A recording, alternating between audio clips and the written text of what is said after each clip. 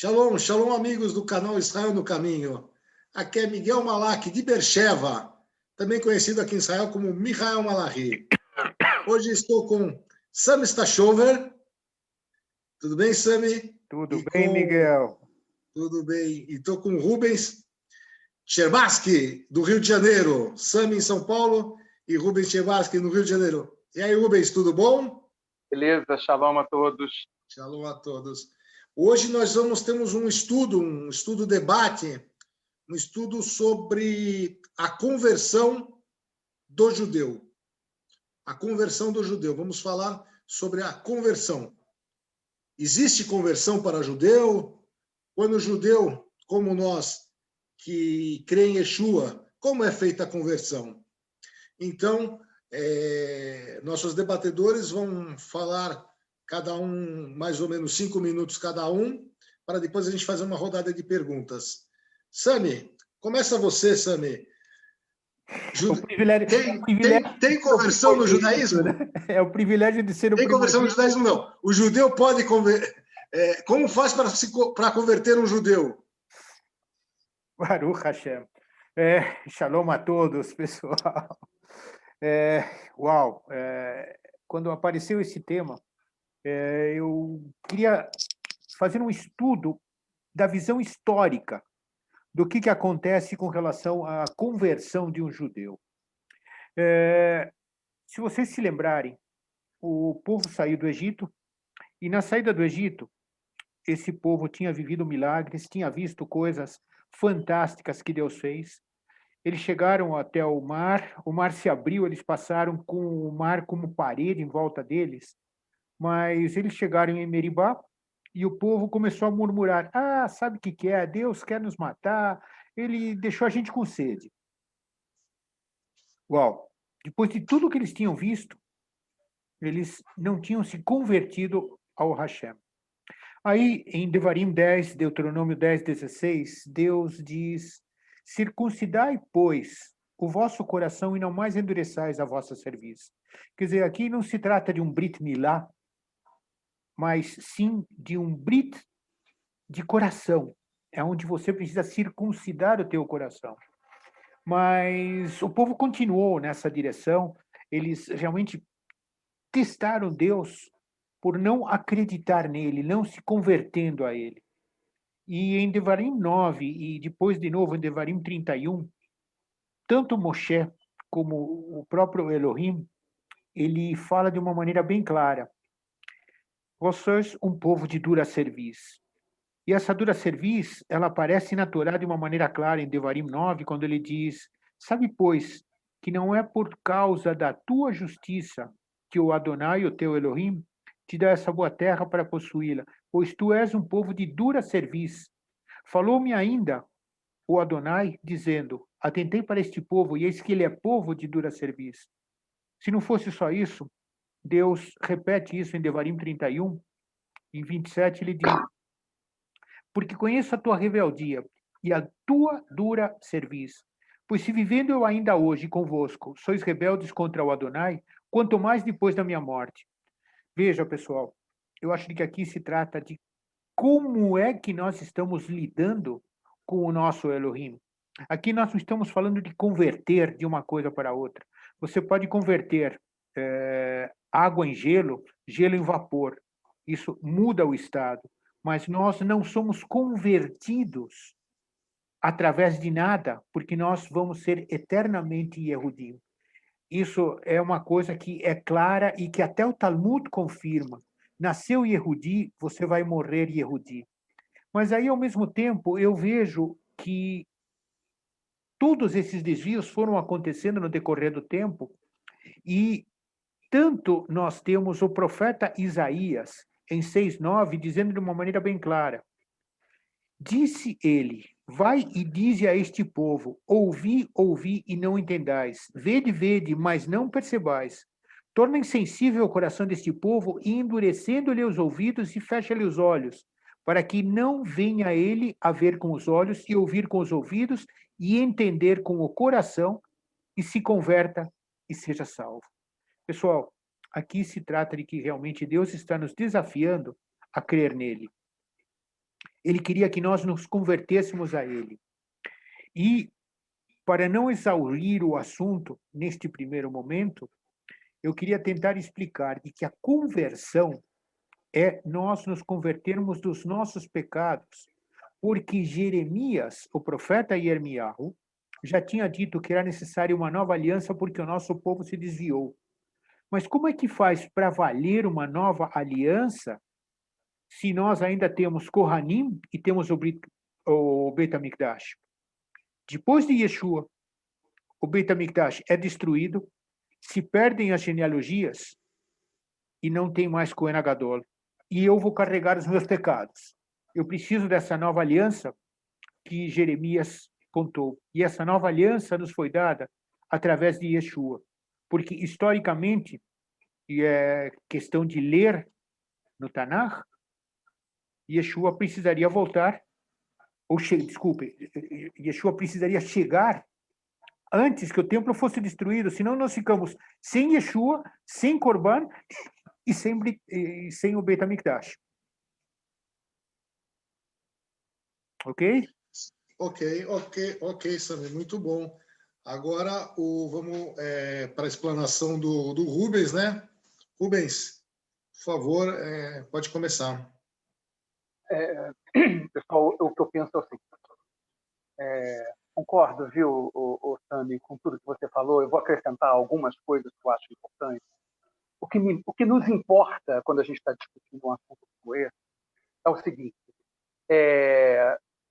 Durante todo o tempo que eu tive um encontro com Jesus, eu sempre usei essa placa dizendo que um judeu não se converte, que ele se completa em Yeshua. E não vou abrir mão jamais disso. Jamais eu vou abrir mão disso, porque não é a mesma coisa de falar que um budista se converteu ao cristianismo, que um ateu, um goi, que um muçulmano, seja lá quem for. Há uma diferença muito grande pelo fato de sermos judeus. Eu falo isso sem empinar nariz nem nada. Eu falo isso por causa da palavra, eu falo isso por causa da Torá, do Tanar, da Bíblia. Por isso eu falo com relação... o que você é? Você é um cristão? Sim, eu sou um cristão, mas eu quero que você saiba que eu sou um judeu cristão. Para qualquer outra conversão, você diz, não, eu me converti, hoje eu sou um cristão. Mas para todos, quando eu converso, eu faço questão de apresentar o meu cartão de visitas e dizer, eu sou um judeu cristão, eu sou um judeu messiânico. E eu tenho, obviamente, nós sabemos motivos de sobra para por que eu me apresento dessa forma.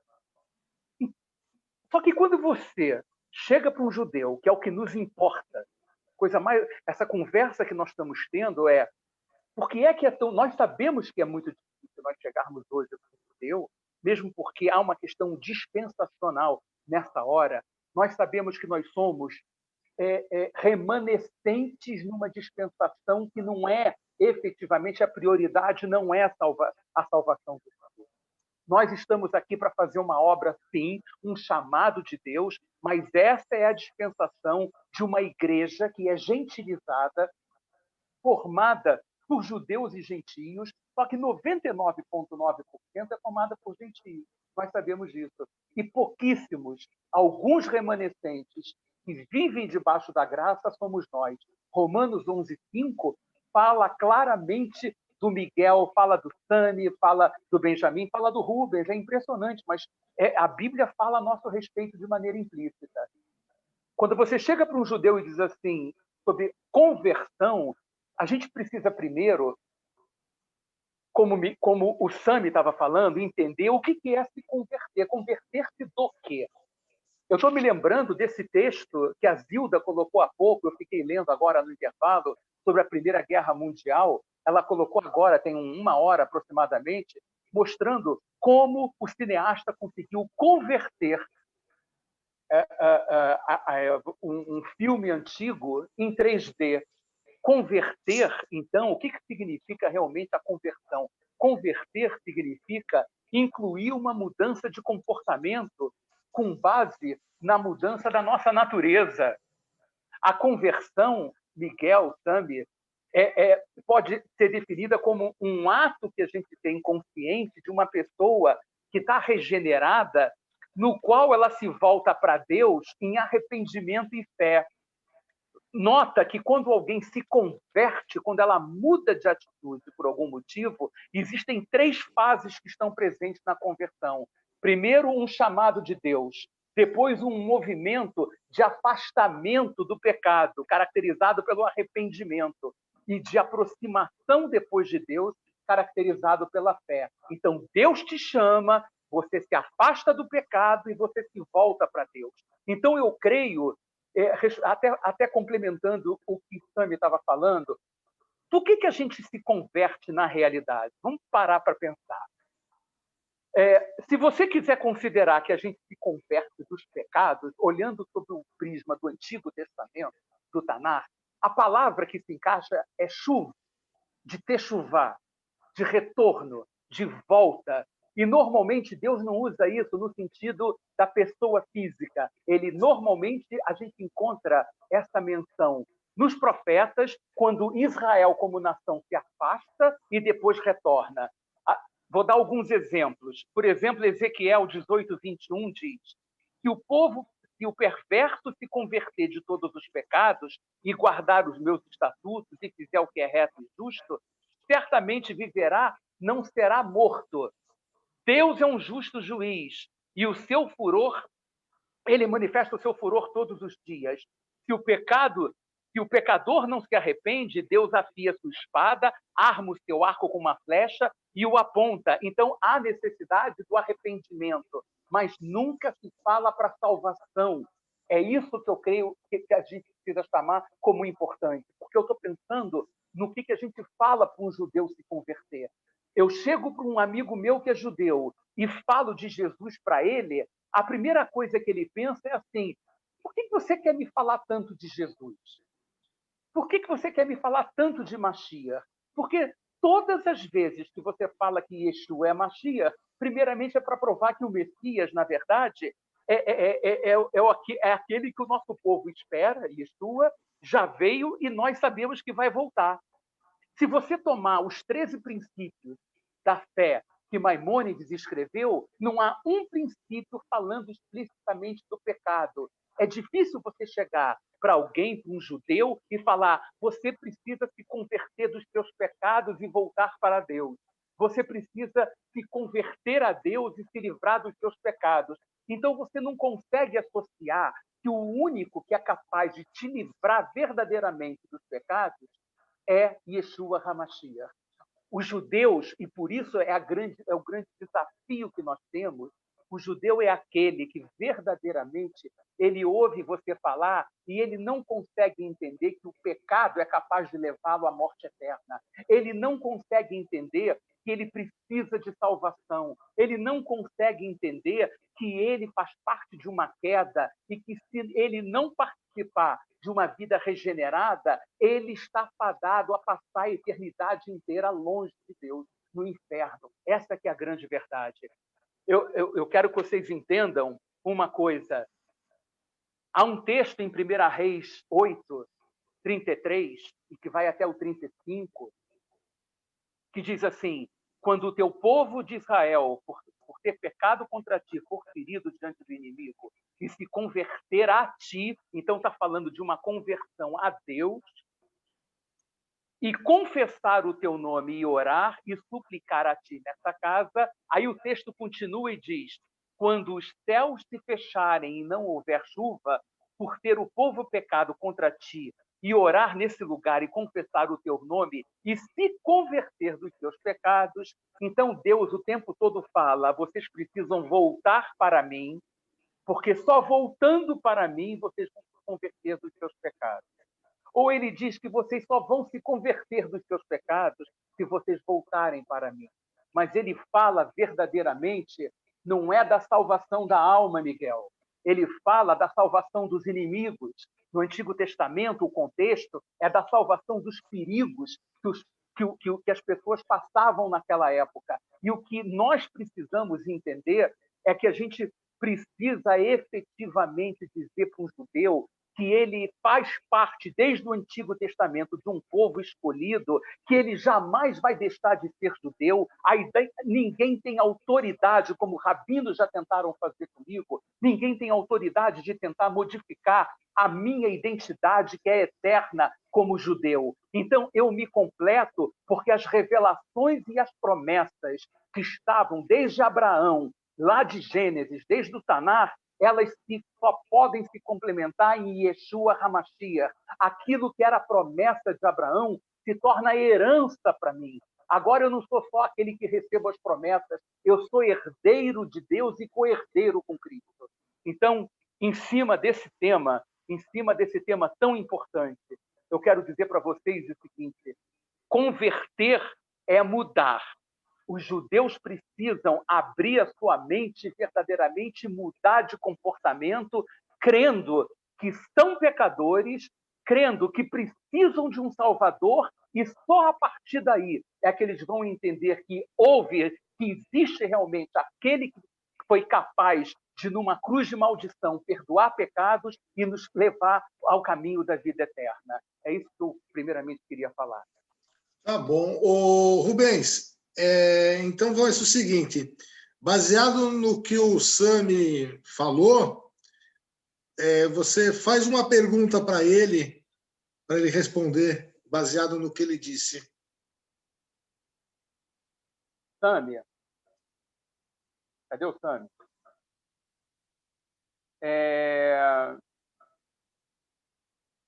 Independente da gente estar vivendo ainda numa dispensação, que é a dispensação da graça, onde nós somos remanescentes judeus privilegiadíssimos, onde não se aplica aquele versículo que você falou, para que ouçam e não escutem, para que vejam, não enxerguem, nem eu salve, nem eu cure, e tudo mais, que é um texto dificílimo e que é repetido 5 vezes no Novo Testamento, uma em cada evangelho, de tão sério que esse versículo é, lá de Isaías. Eu quero te fazer a seguinte pergunta. A palavra de Deus diz que se pregasse o arrependimento para a remissão de pecados a todas as nações, começando por Jerusalém. Isso está lá em Lucas 24, 47. Lá em Romanos 1, 16, está escrito que não me envergonho do evangelho, porque é o poder de Deus para a salvação de todo aquele que crê, primeiro do judeu e também do grego. Em cima desses versículos, você acha que a igreja falhou ao desobedecer essa ordem? Uau, vamos lá. Primeiro, eu quero complementar um pouco aquilo que você já disse, Rubens, aonde nós falamos muito nas sinagogas, se fala sobre Emunah Shlema, a fé completa. A fé completa significa de que nós verdadeiramente fazemos um Brit Milá de coração para poder chegar diante de Deus e dizer, eu sou pecador. É lógico que a nossa tradição, ela não nos deixa entender que nós somos pecadores, nós somos educados para ser judeus e perfeitos. A mesma coisa se aplica dentro daquilo que a igreja começou a olhar por um desvio histórico.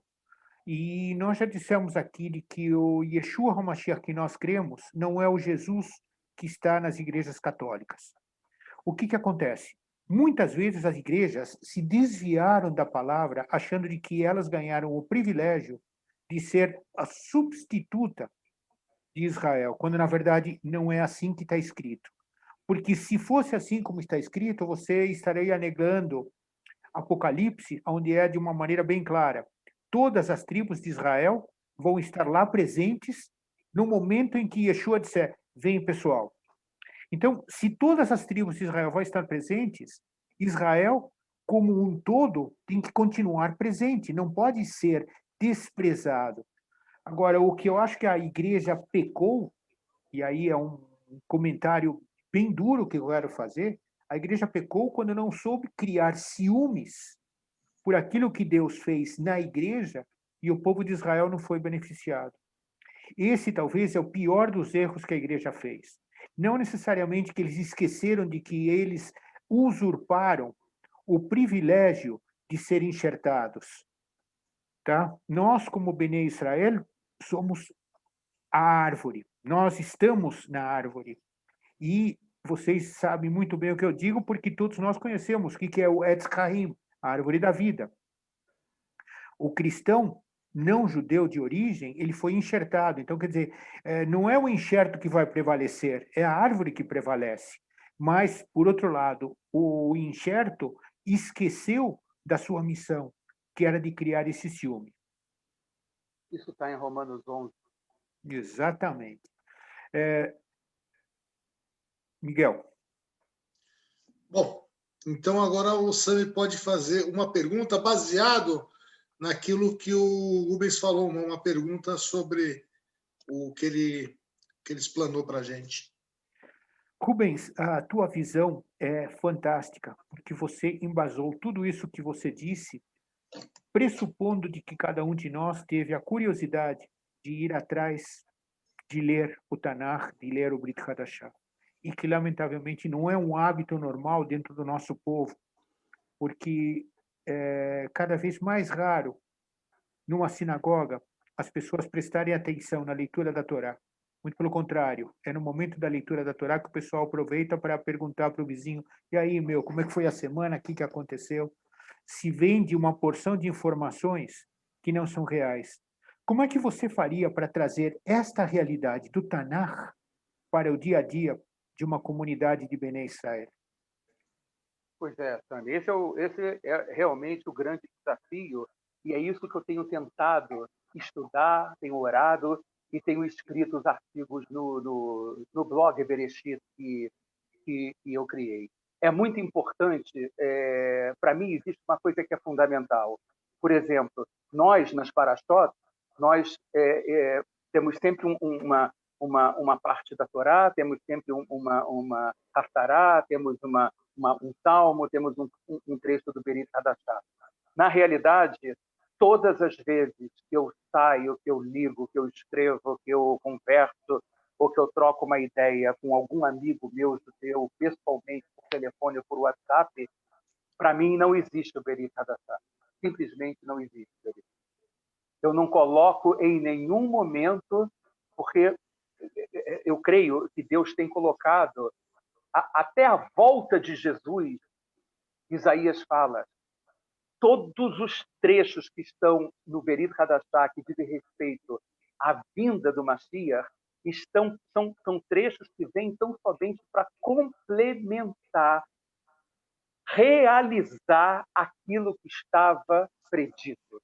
A grande diferença para nós, Yehudim, é que, enquanto os outros que não são judeus estavam em total trevas, e quando a gente fala de Yeshua, a gente está trazendo a luz para aqueles que estão em trevas, os judeus estão na sombra, não em trevas.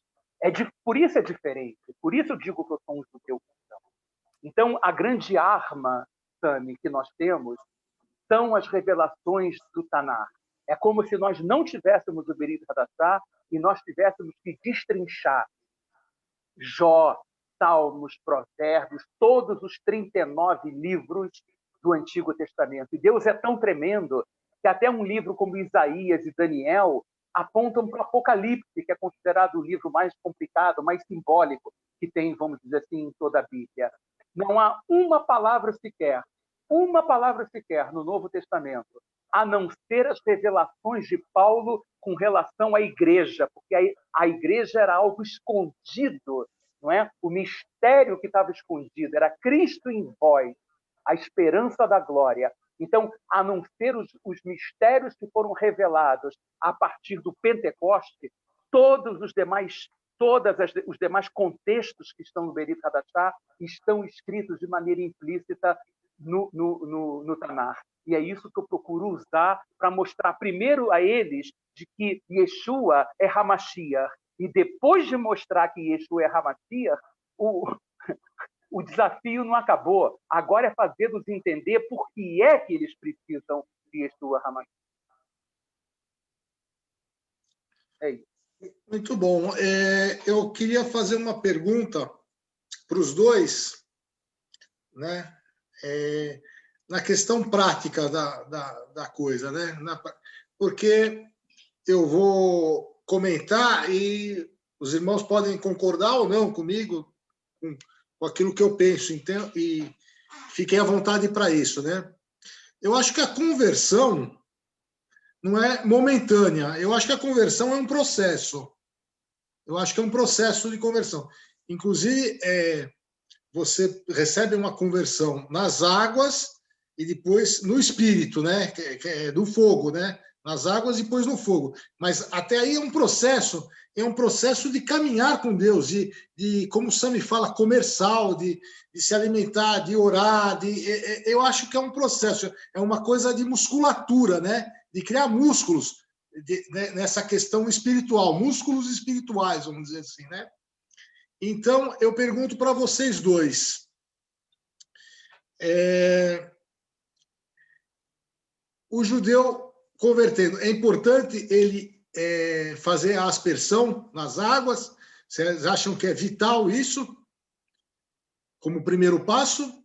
Se sim, e se concordam com a minha explanação. Se sim ou se não. Pode começar você, Rubens.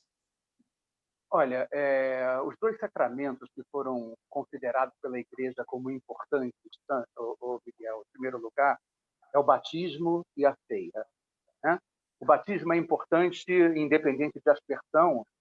Eu fui batizado no Rio Jordão, sabe? Quando eu estive em Israel em 89. E, para mim, o mais importante, o simbolismo do batismo, não é nem a aspersão. Eu acho muito mais profundo quando é por imersão, não é? Porque você está enterrando a criatura antiga e fazendo ela nascer em novidade de vida.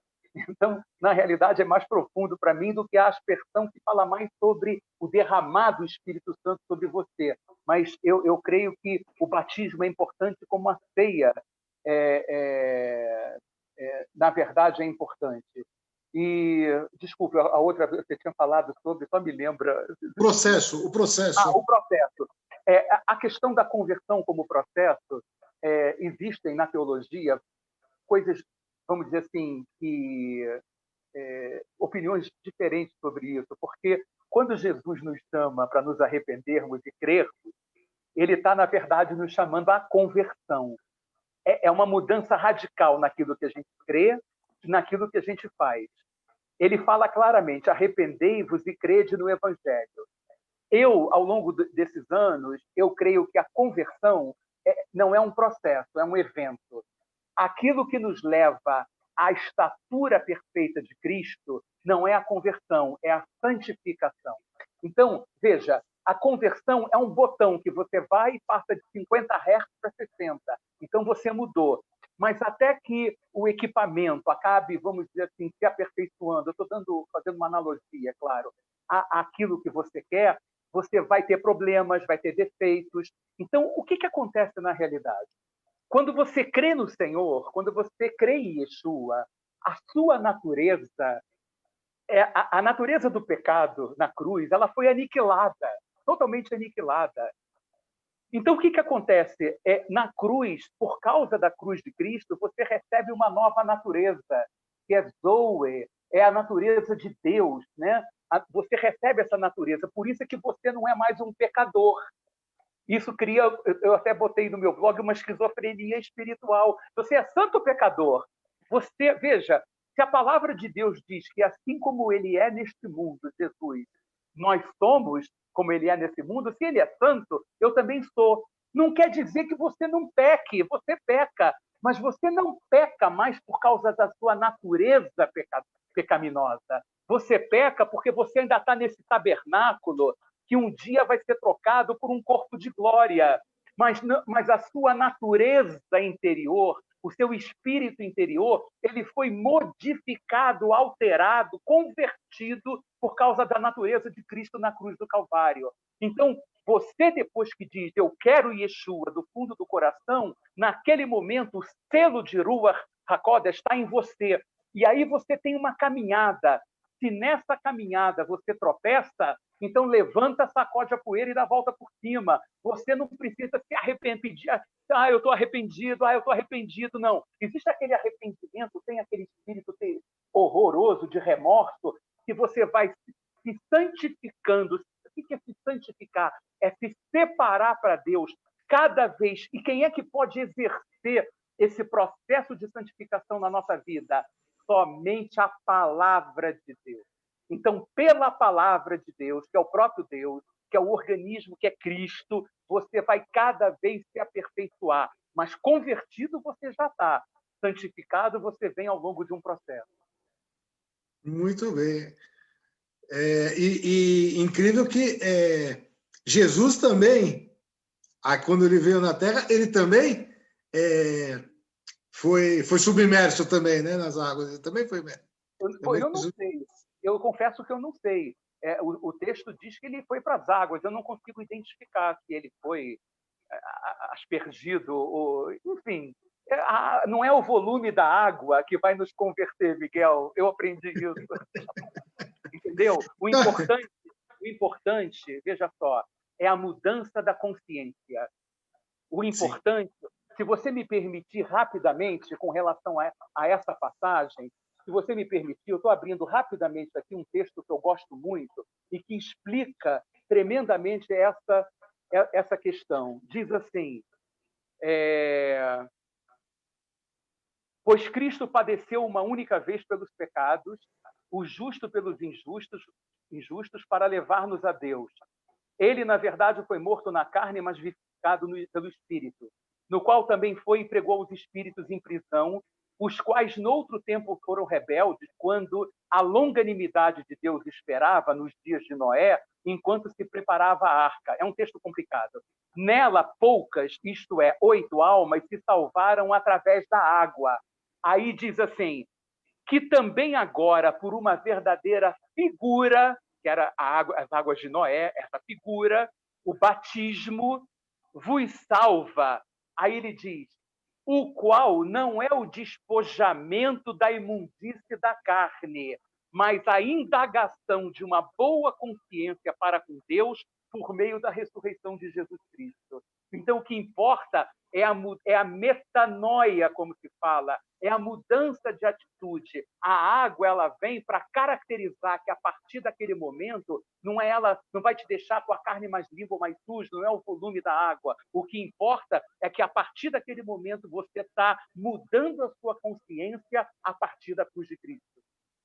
Amém. Agora você, Samir, suas respostas. Sua resposta. Que fantástico. Eu quero, em vez da minha resposta, eu vou dar um testemunho. E o testemunho é mais ou menos o seguinte.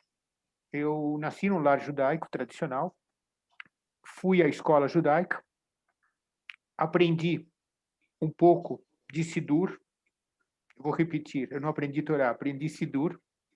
De vez em quando se dava uma passagem de Torá. E um dia eu fui atropelado por Yeshua HaMashiach. E esse dia que eu fui atropelado por Yeshua HaMashiach, tudo aquilo que eu tinha aprendido na escola simplesmente ruiu.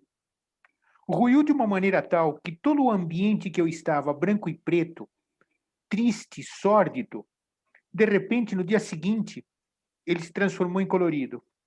Aí eu descobri uma coisa fantástica. Eu descobri o que é o Ruach HaKodesh, o que é o Espírito Santo. A minha santificação, como diz o Rubens, foi aos poucos. A conversão foi zapt-zupt. Tá?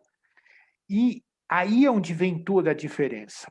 Porque eu sozinho, eu ia seguir aquilo que eu aprendi dos meus pais. Você é perfeito, você não peca, você não erra, você sabe tudo, você está perfeito em tudo aquilo que você faz.